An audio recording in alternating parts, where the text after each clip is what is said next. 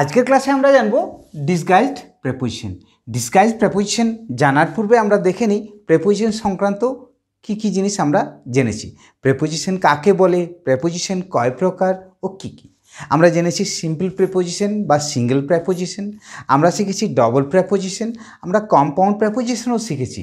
আর আজকের ক্লাসে শিখবো ডিসগাইজড প্রেপোজিশন। ডিসগাইজড মানে ছদ্মবেশ, ডিসগাইজ ছদ্মবেশ, ছদ্মবেশে থাকাটাকে ডিসগাইজড প্রেপোজিশন বলে। এক্ষেত্রে প্রেপোজিশন যদি নাউন হয় এটা অ্যাডজেক্টিভ, তাই এটা ডিসগাইজড অবস্থায় আছে ছদ্মবেশে থাকা কোনো প্রেপোজিশন। তাহলে এক্ষেত্রে চারটা উদাহরণ তুলে ধরেছি বা চারটা বাক্য তুলে ধরেছি। এই চারটা বাক্যের মধ্যেই আমরা সহজেই বুঝতে পারবো কোনগুলো ডিসগাইজড প্রেপোজিশন অথবা কোন কোন ক্ষেত্রে আমরা ডিসগাইজড প্রেপোজিশন ব্যবহার করি। প্রথম বাক্যে কি আছে? He goes to school at 10 o'clock। আমরা এই ধরনের বাক্যে প্রয়োগ লক্ষ্য করি বেশিরভাগ ক্ষেত্রেই সময় যে ক্ষেত্রে উল্লেখ করা হয়। তাহলে ও ক্লক এক্ষেত্রে একটা ডিসগাইজড প্রেপোজিশন আছে।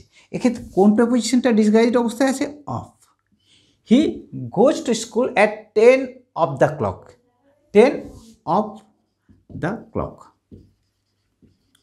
তাহলে এই অফ প্রেপোজিশনটা এক্ষেত্রে ডিসগাইজড।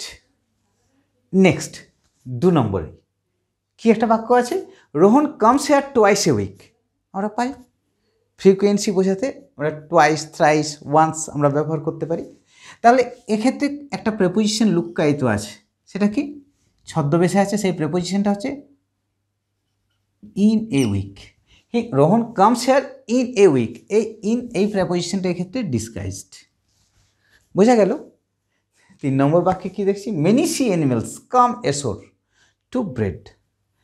এক্ষেত্রেও একটা প্রেপোজিশন লুক্কায়িত আছে, অন দ্য শোর। অর্থাৎ এই অন প্রেপোজিশনটা এক্ষেত্রে ডিসগাইজড অবস্থায় আছে। তাহলে প্রথম বাক্যে অফ প্রেপোজিশন ডিসগাইজড অবস্থায় আছে, দ্বিতীয় বাক্যে ইন প্রেপোজিশনটা ডিসগাইজড অবস্থায় আছে, তৃতীয় বাক্যে অন প্রেপোজিশনটা ডিসগাইজড অবস্থায় আছে। 4 নম্বর বাক্যে কি আছে দেখি?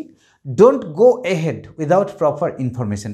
এক্ষেত্রে একটা ডিসগাইজড প্রেপোজিশন প্রয়োগ লক্ষ্য করছি। কীরকম? Don't go on the head, on the head. অর্থাৎ এক্ষেত্রে অন এই প্রেপোজিশনটা ডিসগাইজড অবস্থায় আছে। তাহলে এই 4টা বাক্যের মধ্যে দেখলাম বাক্যে অনেক সময় আমরা ডিসগাইজড প্রেপোজিশন প্রয়োগ করি যেগুলো আমরা বুঝতে পারি না, কিন্তু এই উদাহরণগুলো দেখলে সহজেই বুঝতে পারবো যে বাক্যের মধ্যে একটা কিভাবে ডিসগাইজড প্রেপোজিশন থাকতে পারে বা বাক্যের মধ্যে কিভাবে ডিসগাইজড প্রেপোজিশন ব্যবহার হয়।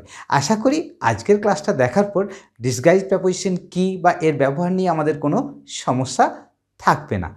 ভালো থাকবেন, সুস্থ থাকবেন।